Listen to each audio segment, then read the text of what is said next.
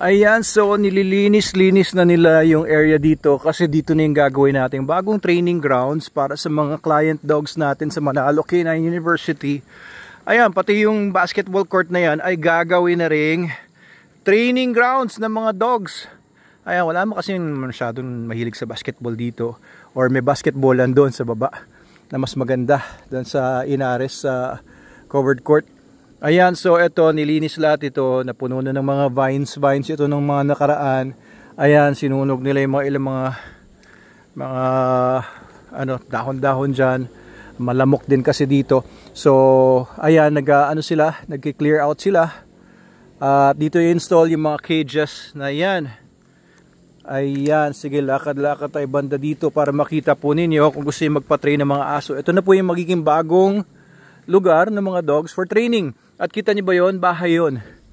Lalagyan lang po natin ng aircon yan na split type para pwede po dyan yung mga dogs na gusto ng mga owners na naka-aircon sila. Ayan, dito lang ito sa likuran ng ayan, may storage area kami dyan sa likod ng koi pond. Tignan niyo yung koi pond natin dito. Yan, relaxing dito. Oh, ayun yung mga koi, oh. Hello, kois! Ayan, mga kois. Ang ganda na ng mga kois natin, oh. Lalaki na. Alam nyo, dinala namin yan dito, liliit pa nila. Ngayon, ang lalaki na at ang tataba. So, ayan, ito yung office namin sa Manalo Canine.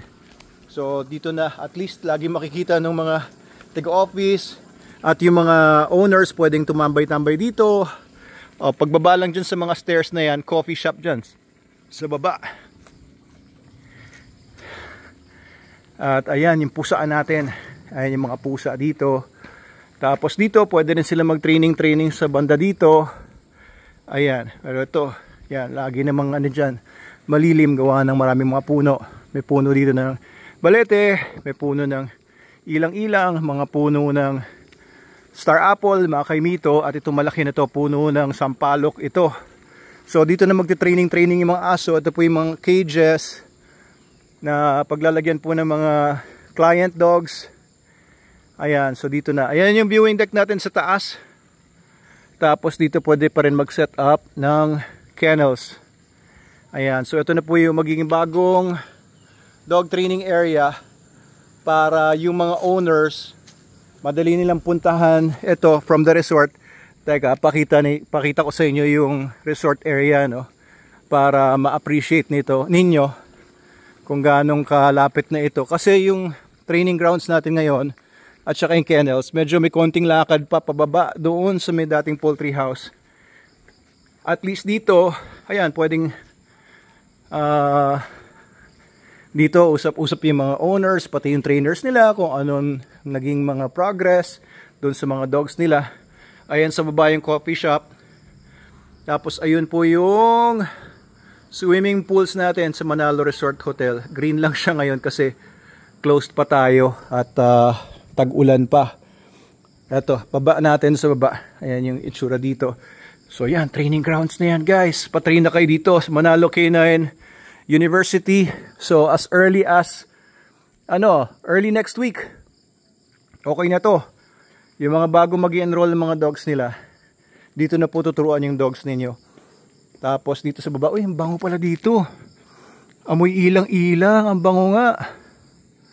Sabi nga ni Mr. Pumarada, ang bango, ang bango. Grabe. Parang sampagita siya na hindi sampagita. Ang bango. Ibang klase dito. Yun. So dito ay pagbaba lang po dito. Ito na po yung coffee shop natin. Bubuksan po natin ulit ito.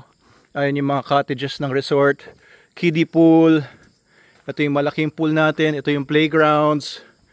Ayan, pwede rin mag-training naman dito. Pati dun sa pavilion kapag umuulan.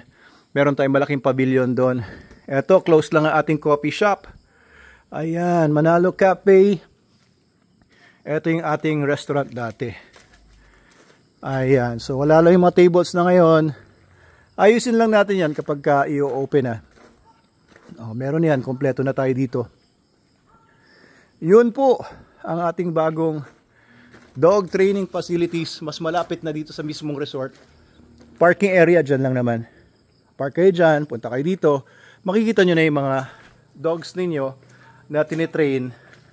Papanik lang kayo dito sa may bandang taas. Kung gusto nyo mag-resort din kayo doon, meron tayong mga hotel rooms doon. Kung gusto nyo mag-stay dito ng overnight or a few days. Ayan, balik lang tayo dito. Tinur ko lang po kayo dun sa bago nating training grounds. Ayan, ito na po. Training areas ng Manalo K9 University. Ayos, di ba? Kung gusto niyo pa-pick up yung aso ninyo, meron tayong mga sasakyan. Kung saan man kayo, pwede nating pick upin at i-deliver yung aso ninyo before and after the trainings. Usually pag basic obedience, 1 month yon. Pagka magpapatrain din kayo, lagi may video updates. Message lang kayo or comment below if you want to know more details. Ayan. Yun. Iningal na ako. Malawak po kasi ito talagang area namin dito. Ayan, linisin na po natin lahat ito. Kanina naglilinis sila pero umuwi na sila kasi 5:30 na ngayon. Ayan.